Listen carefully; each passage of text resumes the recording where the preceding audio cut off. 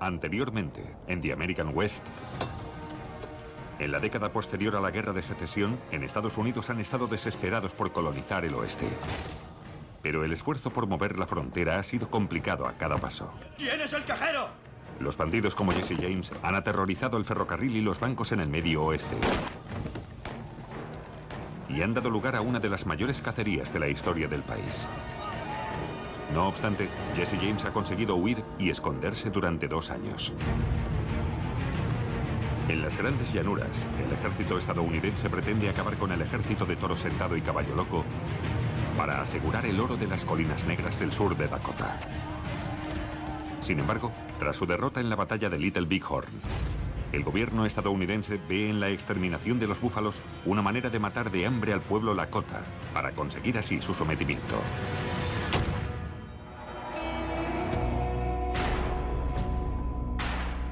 Jesse James,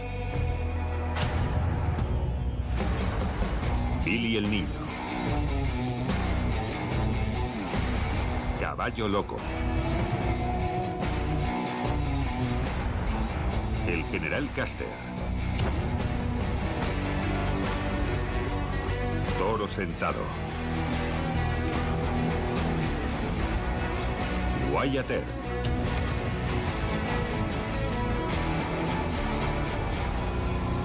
The American West.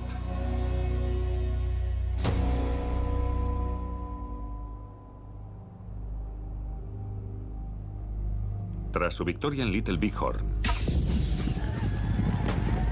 los guerreros Lakota, liderados por Caballo Loco, siguen luchando por su territorio. ¡Mantened posiciones! ¡Huíame!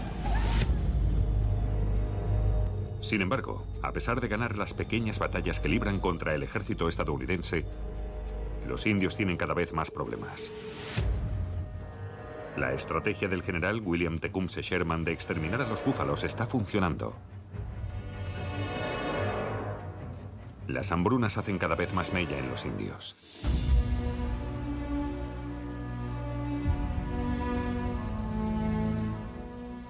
Los líderes Lakota, Toro Sentado y Caballo Loco se quedan sin opciones.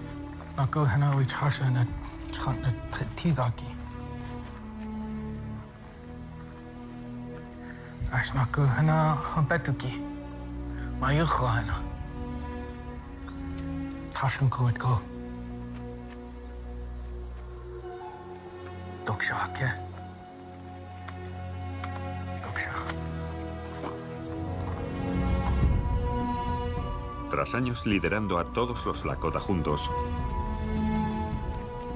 Toro Sentado y Caballo Loco se separan.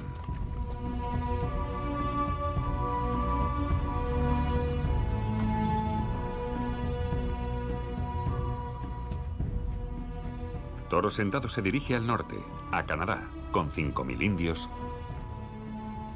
mientras Caballo Loco se queda donde está con menos de 1.000 guerreros. Está decidido a permanecer en las tierras que son suyas por derecho. Los nativos americanos seguían presionando a pesar de la violencia y de la aniquilación de sus tribus y su cultura. Seguían queriendo mantener sus creencias y presionaban porque eran valientes.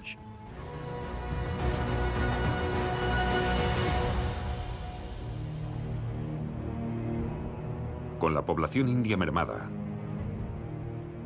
el gobierno estadounidense se dirige con todo el ejército a las colinas negras y se hace con el terreno y el oro que se había descubierto hacía 3 años. En 1880, gracias al oro y a la plata de la zona, se han conseguido $7 millones, el equivalente a más de $170 millones de hoy en día. Es un gran momento para irse allí y hacerse rico. Y muchos hombres y mujeres lo consiguen. Así que las generaciones anteriores, que no vieron la oportunidad que ofrecía el oeste, ahora lo veían como la tierra prometida.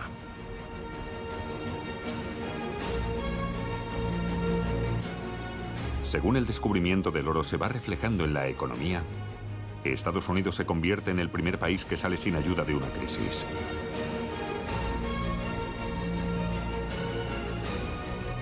Y a lo largo de la siguiente década, más de 1 millón de inmigrantes llegan al país para aprovechar la prosperidad de la nación. Sin embargo, este boom de población trae consigo un problema. Millones de nuevas bocas a las que alimentar. Y encuentran la solución en el oeste. Las grandes superficies al aire libre son el lugar perfecto para la nueva industria estadounidense.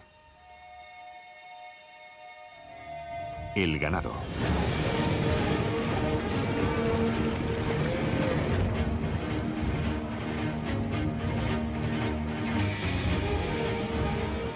Durante mucho tiempo hubo mucho ganado en Texas, en la frontera con México. Pero hasta que no llegó el ferrocarril, no se pudo llevar a las llanuras y de ahí a la gente hambrienta del este.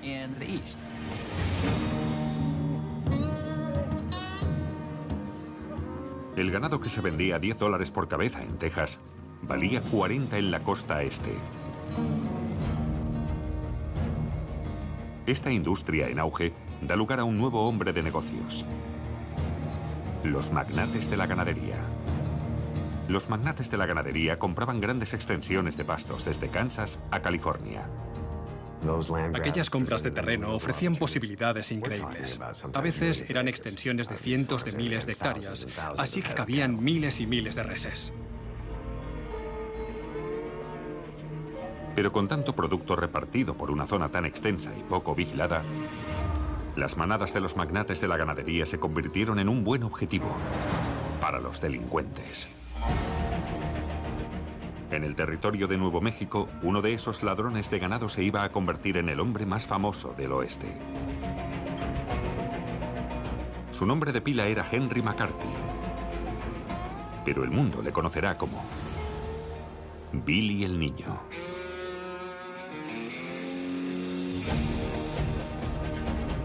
Su historia comienza a unos 3.200 kilómetros al este. Billy el Niño era de Hell's Kitchen, Nueva York. Y tiene cierta ironía que un chico de los suburbios de Nueva York se convierta en un icono del salvaje oeste. Billy no conoció a su padre. A principios de la década de 1870, él y su madre se fueron a Nuevo México. Pero al año de estar allí, ella murió. Y Billy se quedó solo en una tierra desconocida.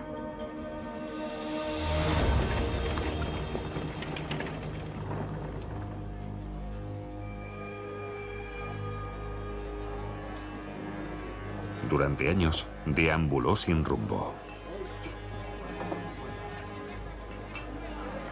¿Qué quieres? Whisky.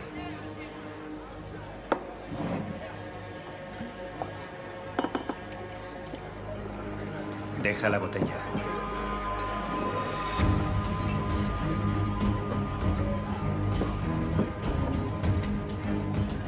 Había todo tipo de vaqueros.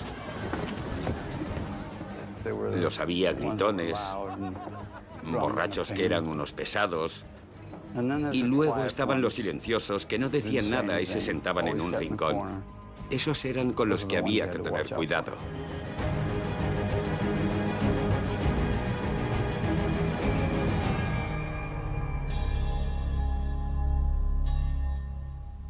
Para sobrevivir, Billy recurre a lo que mejor se le da. Billy el Niño era muy bueno con el arma. Utilizaba todo el dinero que le sobraba para comprar balas y practicar.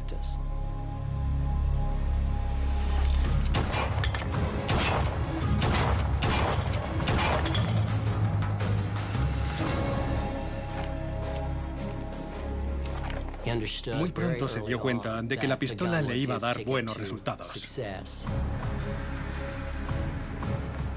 Y no se cortaba. La usaba mucho.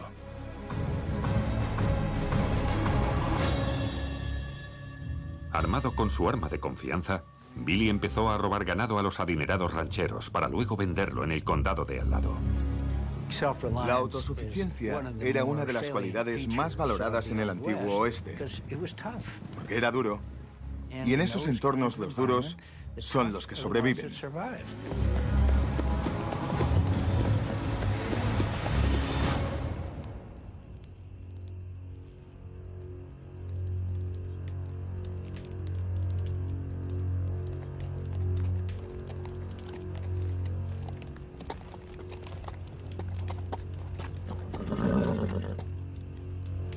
¿A dónde te diriges? A Lincoln. Llevo al rodeo unas reses.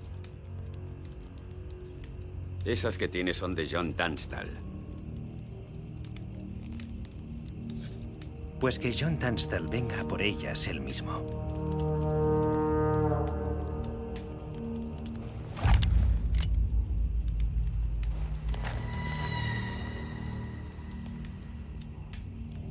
Te recomiendo que me dejes seguir mi camino. Esto no funciona así. Me parece que no tienes mucha opción.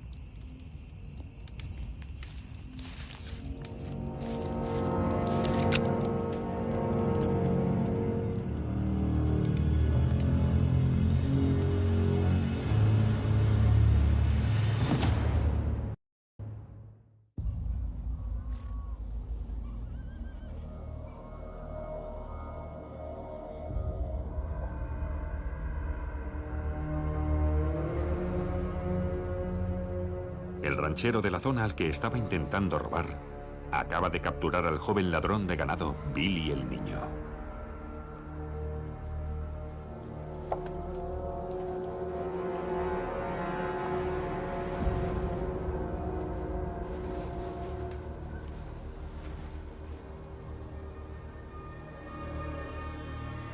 La mayoría matan a ladrones de ganado sin pensárselo.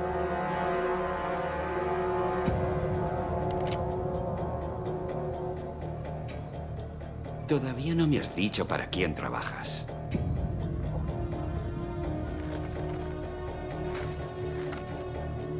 Yo trabajo solo.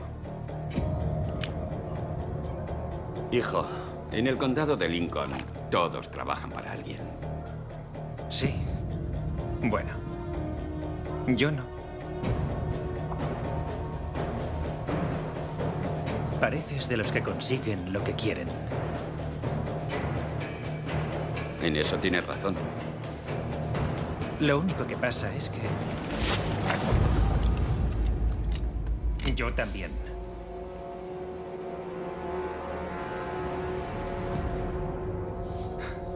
Calma. Calma. Tienes muchos hombres.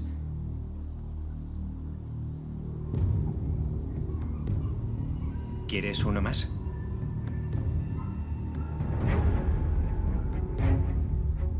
Cuando Billy el niño llegó a Lincoln, necesitaba un trabajo. Y John Tunstall resultó necesitar vaqueros. Vaqueros que supieran manejar pistolas. Así que Billy empezó a trabajar para él.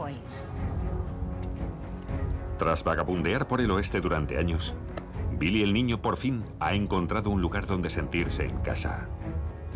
Trabajando para un ambicioso ranchero y hombre de negocios en Nuevo México que se llama John Tunstall. John Henry Tunstall ha ido al oeste a hacer fortuna y se instala en el condado de Lincoln, porque allí puede hacer mucho dinero. Con la intención de hacerse rico con la floreciente industria del ganado, Tunstall se ha comprado un rancho a las afueras de Lincoln, Nuevo México, y en solo 2 años se ha convertido en uno de los magnates de la ganadería en la zona. Pero su éxito ha molestado a algunos hombres muy influyentes.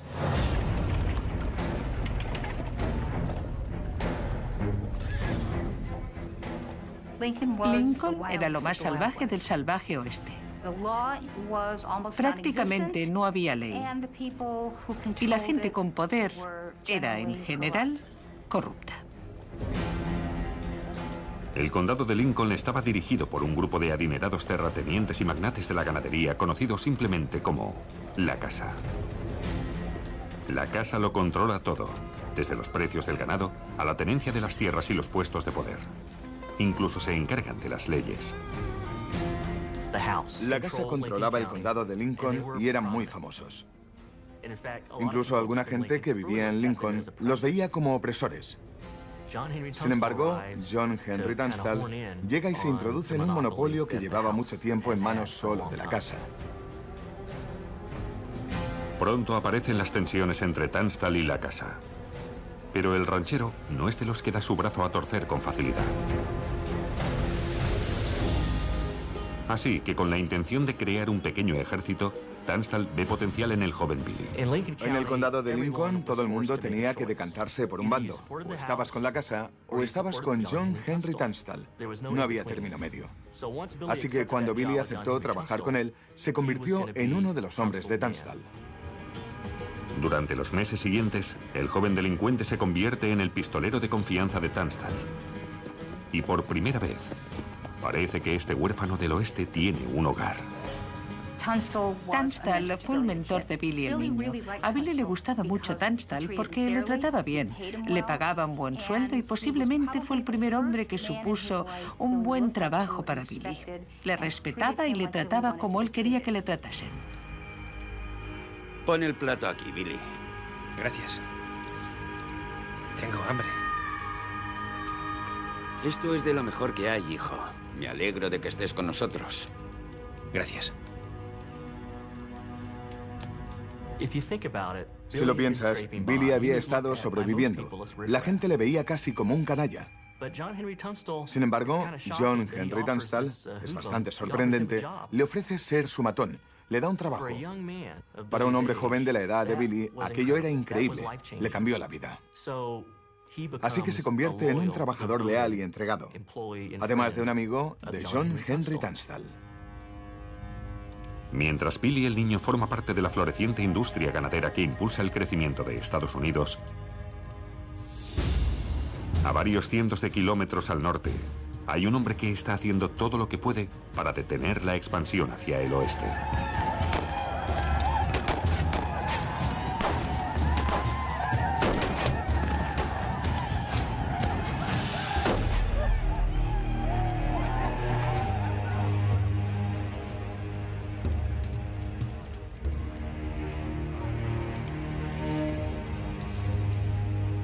Desde que se separó de Toro Sentado, el guerrero Lakota Caballo Loco ha intentado proteger a su pueblo de la avalancha de colonos.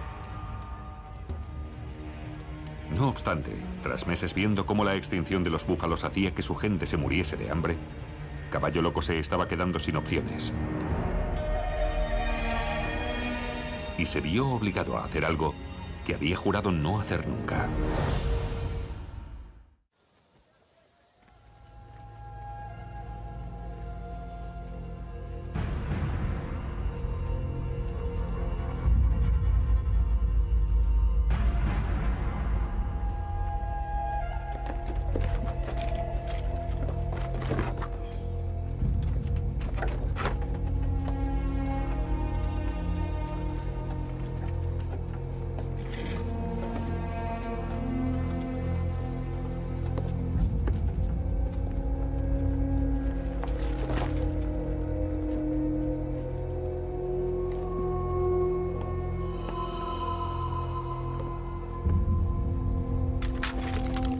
Calma, muchachos.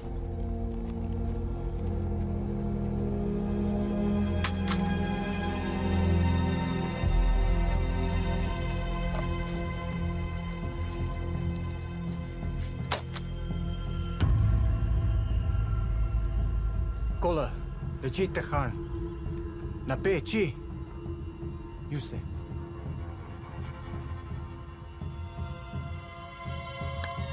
El 6 de mayo de 1877, Caballo Loco, el hombre que llevó a su pueblo a la victoria en la batalla de Little Big Horn, se rinde, marcando así el final de 17 años de resistencia. Cuando Caballo Loco se rindió, todo el mundo sabía que aquel era el final. Pero si él no hubiera hecho eso, la mayoría de nosotros no estaríamos aquí. Hubiéramos muerto luchando en vez de ir a la reserva.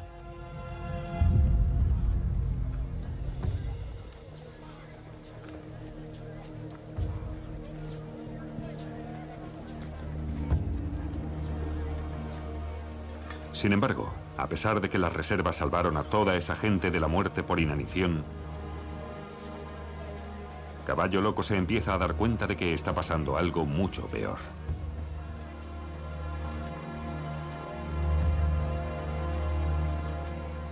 Cuando nos llevaron a las reservas, lo que hicieron fue dejar a mucha gente sin espíritu.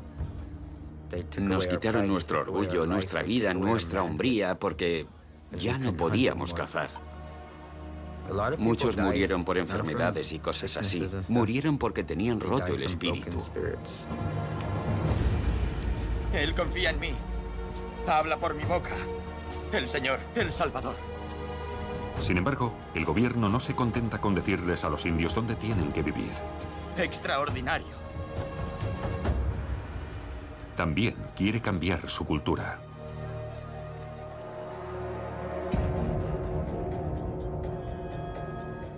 Se envió a un gran número de misionarios cristianos a las reservas del oeste para, tal y como pensaba la gente del siglo XIX, civilizar a los nativos americanos. Se trata de una política conocida como asimilación. La asimilación quizá tenía buen fondo y las intenciones eran buenas.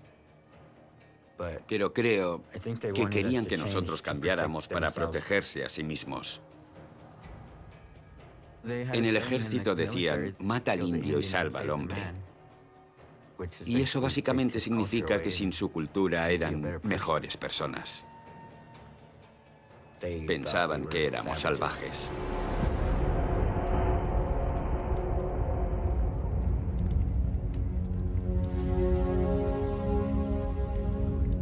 Tras meses en la reserva, Caballo Loco cree que su pueblo está a punto de perder su identidad. Yo creo que meter a los indios en las reservas fue una parte despreciable de la historia, porque atacaba directamente a su alma. Ahora, el orgulloso guerrero Lakota sabe que tiene que volver a defender a su gente, una vez más.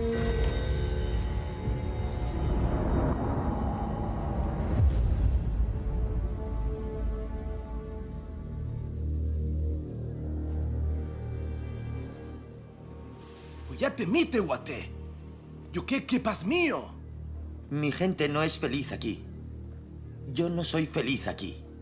Yo maquepe, o yanque. No queremos vivir en esta reserva. Tucata. Kia. Quiero lo que se me prometió, una reserva nuestra, un lugar donde ser libres, aunque no lo seamos.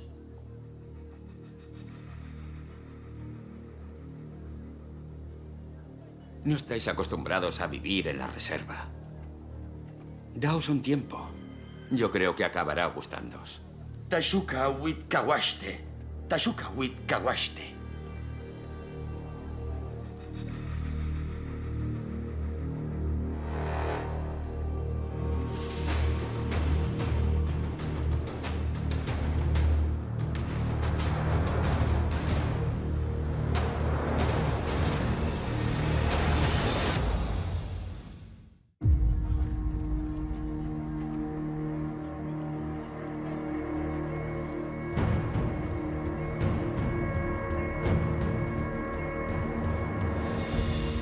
Unos meses después de haber llevado a su pueblo a una reserva, Caballo Loco está cada vez más preocupado. Pero como ha presentado su caso ante las autoridades estadounidenses, ahora el ejército teme que el guerrero Lakota inicie una revuelta india. El gobierno tenía mucho miedo de Caballo Loco. Había rumores de que quería matar a un general del ejército que les iba a visitar. Y las autoridades del país siempre estaban preocupadas por los rumores de los levantamientos indios. Mientras se extiende el miedo a lo que Caballo Loco pueda hacer, el guerrero Lakota decide reunirse con los oficiales de la reserva para limpiar su nombre.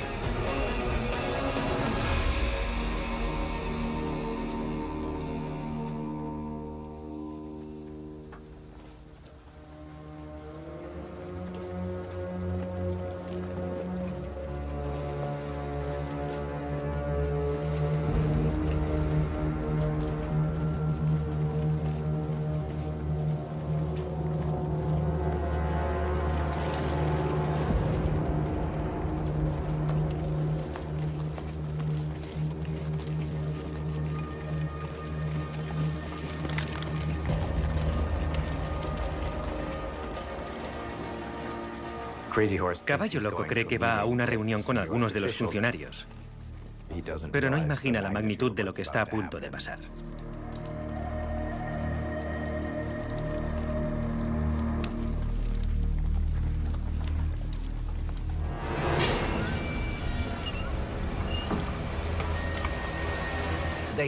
Le metieron en una celda. Y cuando lo vio, dijo, un segundo, no he venido a esto. Y sacó unos cuchillos.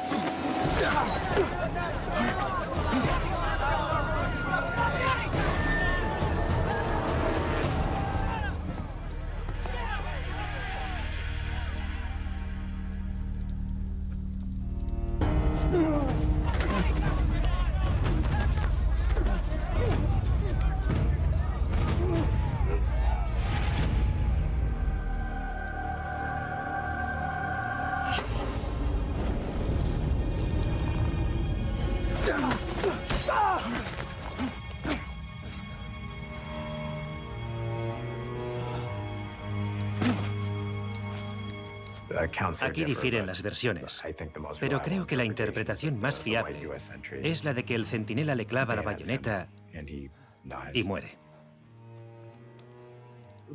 A Caballo Loco no le mataron en el campo de batalla. El centinela le pilla totalmente de improviso.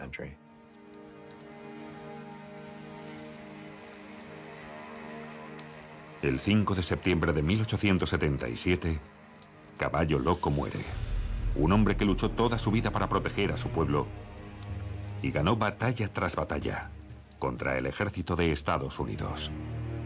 Es difícil hablar de la muerte de Caballo Loco porque está muy reciente, a pesar de que han pasado tantos años. Su muerte... Creo que todos morimos aquel día.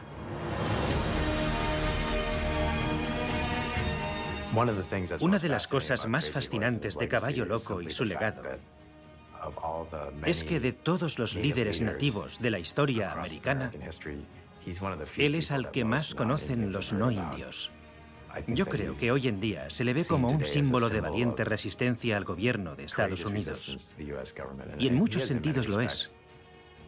Esa es una de las razones que le hacen tan potente.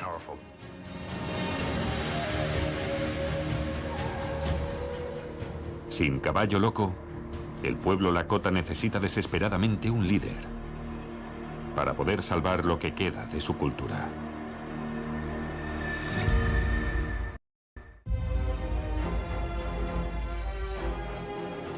Tras años de soledad, Billy el Niño por fin ha encontrado su sitio en el oeste y tiene un mentor, John Tunstall.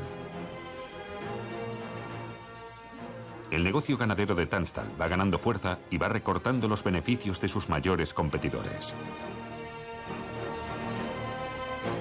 Un grupo de hombres de negocio sin piedad conocidos como La Casa. La Casa tenía el monopolio del negocio. Pero había llegado a Lincoln un forastero con dinero y con ganas de hacerse con el poder y competir.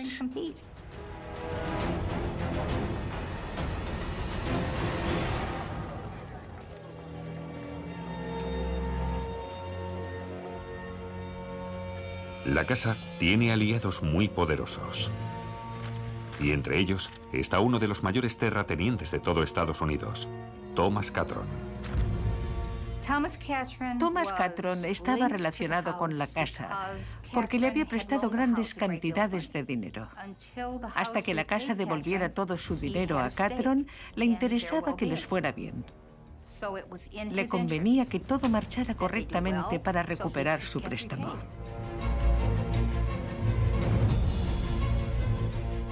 Catron poseía más de 12 millones de kilómetros cuadrados de tierra, casi el tamaño del estado de Connecticut. Tenía terrenos en el condado de Lincoln. Y a Catron no le sentó demasiado bien que la nueva competencia frenara sus negocios.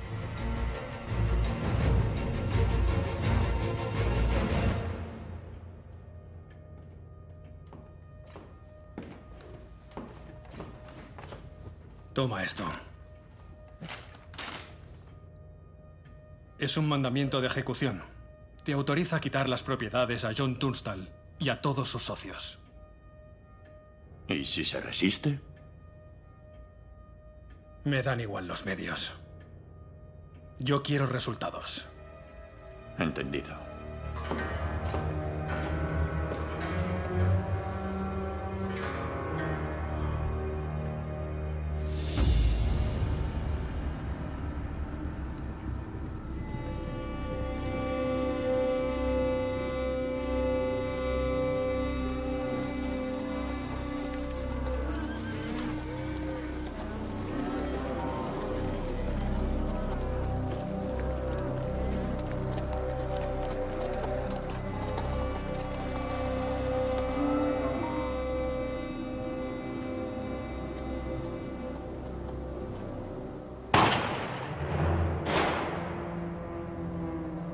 Vete a ver. Quédate aquí. De acuerdo.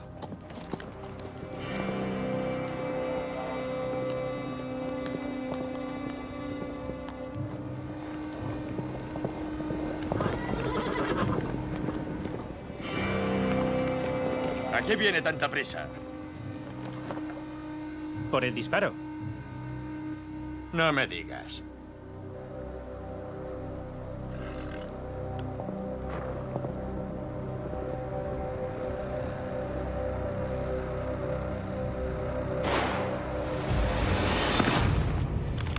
No hagas ninguna tontería. Esto no tiene que ver contigo.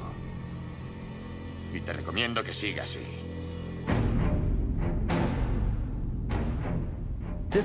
La competencia, la contienda entre los negocios y los intereses del negocio son una cosa.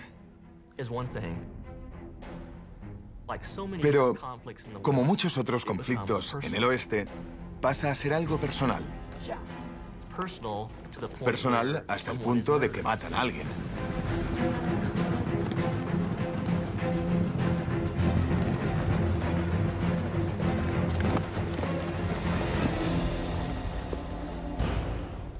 Y en este caso es John Henry Tunstall. Le asesinan por un conflicto relacionado con el negocio. Así de personal se pone la cosa. Con la muerte de Tunstall, Billy pierde a toda la familia que tenía. Billy jura venganza sobre la tumba de Tunstall y dice que acabará con todo aquel que haya tenido algo que ver. El fallecimiento de John Tunstall lleva a Billy a buscar a sus asesinos, y esto le obligará a pasar de ser un pistolero desconocido a una leyenda del oeste. Mientras el país sigue expandiéndose, hombres como Billy el Niño se dan cuenta de que la frontera es un lugar sin ley. Sin embargo, a más de 600 kilómetros de Nuevo México, un hombre está a punto de poner orden en el oeste.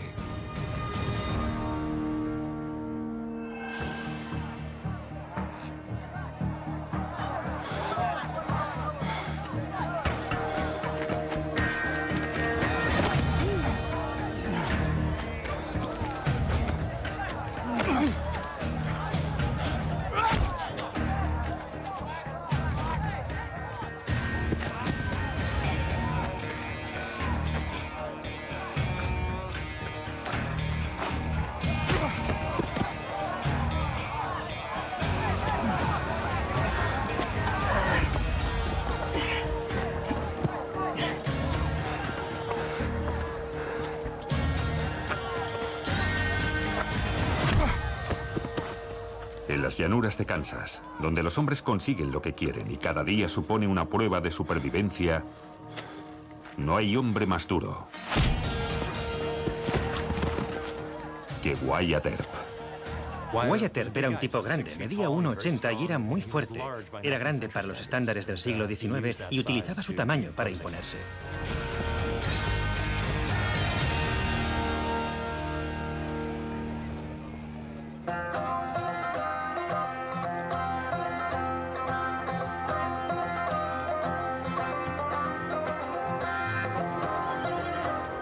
Wyatt Earp es uno de los miles de estadounidenses que habían invadido el oeste con la esperanza de hacerse ricos.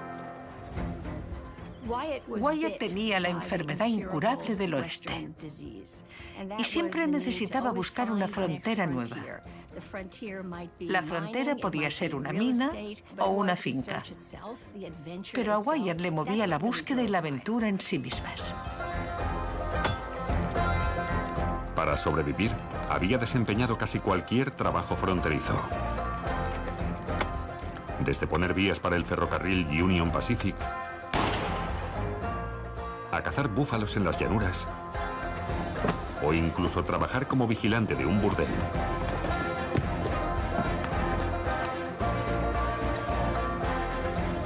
Sin embargo, buscando fortuna, acaba en Dodge City, Kansas. Un lugar como muchos otros que estaban apareciendo a lo largo del oeste. Las ciudades prósperas. Para trasladar el ganado de las vastas llanuras a las ciudades del este, tenían que llevarlo a los centros neurálgicos del ferrocarril, que pronto se convirtieron en ciudades en auge. Estas ciudades prósperas surgen en escena. Dentro del yermo paisaje, de repente había un hotel con 50 habitaciones. Las ciudades prósperas pronto se llenan de habitantes, de hombres que transportaban ganado, un tipo de trabajadores que se convertirá en sinónimo del oeste, los vaqueros. A aquellas ciudades llegaban muchos hombres jóvenes que bebían whisky y llevaban armas. Así que se emborrachaban y encima tenían armas. Y esa era una de las razones por las que el oeste era salvaje. Wyatt ve que en Dodge City no hay ley y las disputas se arreglan mediante la violencia. Entonces podías matar a alguien en la calle por mirarte mal, ya que no tenía repercusiones. Eran otros tiempos, los valores y la vida eran diferentes.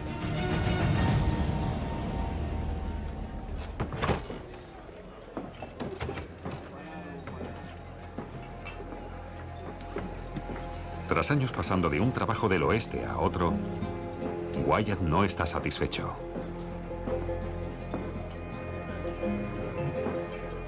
Era complicado.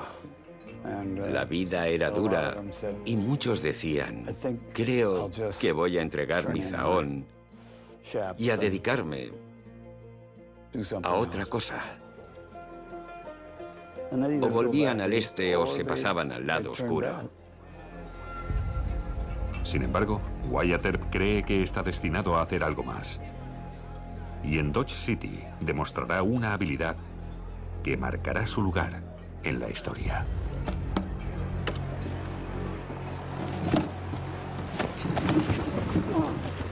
Has engañado al hombre equivocado. Ese dinero es mío. ¡Ha hecho trampa! ¡Es un tramposo!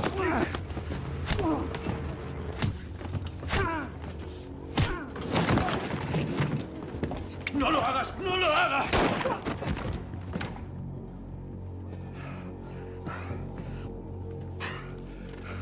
¡Que nadie se mueva! ¡Ha sacado el arma! ¡La ha sacado! Tranquilo. ¡Que nadie se mueva! ¡No os mováis! Tranquilo. Es un tramposo. Tranquilo. Lo es. Guarda el arma. ¿Su arma? ¿La has visto? Todos hemos visto cómo ha echado mano al arma. Vamos, ¡Atrás! entrégame la tuya. ¡Atrás! Tú, tranquilo. ¡He dicho atrás o disparo! Vamos.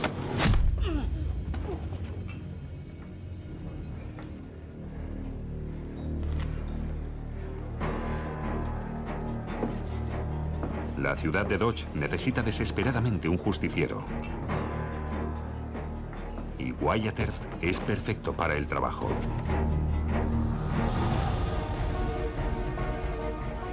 Así que el ayudante del alguacil de Dodge City no tarda en contratar a Wyatt Earp. No había ninguna formación especializada para entrar en las fuerzas del orden. Era solo gente a la que se le daba bien y aprendía sobre la marcha. Pero Wyatt tenía buen comportamiento, conocía a la gente y además su físico funcionaba muy bien con casi todos. Así no funcionan las cosas aquí. Sobre todo intimidaba. No hacía preguntas, te daba con la culata. Fue el inventor de ese golpe. Wyatt Earp se da a conocer rápidamente en Dodge City. Y gracias a su nuevo puesto como agente del orden público, pronto se convertirá en una de las figuras más famosas del oeste.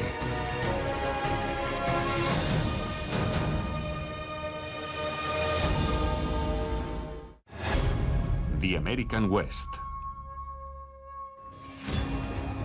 En el antiguo oeste hay muchos más hombres que mujeres. Y en muchas de las nuevas y bulliciosas ciudades que aparecen en el mapa, la población masculina llega al 90%. En el oeste, tras la Guerra de Secesión, había muchos hombres, muchísimas armas y muchísimo whisky. Es el escenario perfecto para que florezca un tipo de industria, la prostitución. Había prostitutas, también conocidas como palomas sucias, y luego había vaqueros que recurrían a ellas para pasar un buen rato. En muchas zonas del antiguo oeste, la prostitución era totalmente legal. Los burdeles de ciudades como Dodge City atraían hombres de todas partes, y entre ellos, trabajadores del ferrocarril cuyos faroles rojos se cree que dieron lugar al término Barrio Rojo. No era lo más respetable, pero podías conseguir una licencia para montar un negocio como dueño de un burdel, como chulo o solo para tener prostitutas. La prostitución también ofrece un flujo de dinero muy necesario en las ciudades del oeste. La prostitución tenía sus impuestos y sus licencias. En cada pueblo había un sistema de impuestos diferentes. Algunos eran solo para las mujeres y otros para la casa, aunque también podía repartirse entre los dos. Para evitar los impuestos de la ciudad, algunos astutos propietarios instalaban el burdel en una barcaza y subían y bajaban por los ríos. Además, para cubrir las grandes distancias entre las ciudades del oeste, había diligencias que iban de un pueblo a otro para servir a los solitarios vaqueros con dinero en los bolsillos. La prostitución abastecía una necesidad que tenían los hombres, pero era un trabajo glamuroso para las mujeres. No obstante, la prostitución es la única opción para algunas mujeres. En esta época las mujeres no podían votar. Sus oportunidades de educación eran limitadas y la elección de su profesión se veía restringida. Mientras la industria era próspera, la vida de las prostitutas en el oeste era peligrosa. Y muchas mujeres acaban mal paradas. No diría que era un trabajo glamuroso para ellas. Ofrecía entretenimiento y disfrute a los hombres y ayudaba al crecimiento de la ciudad. Así que era una industria en auge, seguramente para todos menos para ellas. Aunque los hombres pensaban que ellas ganaban mucho dinero y tenían libertad, eso no era libertad.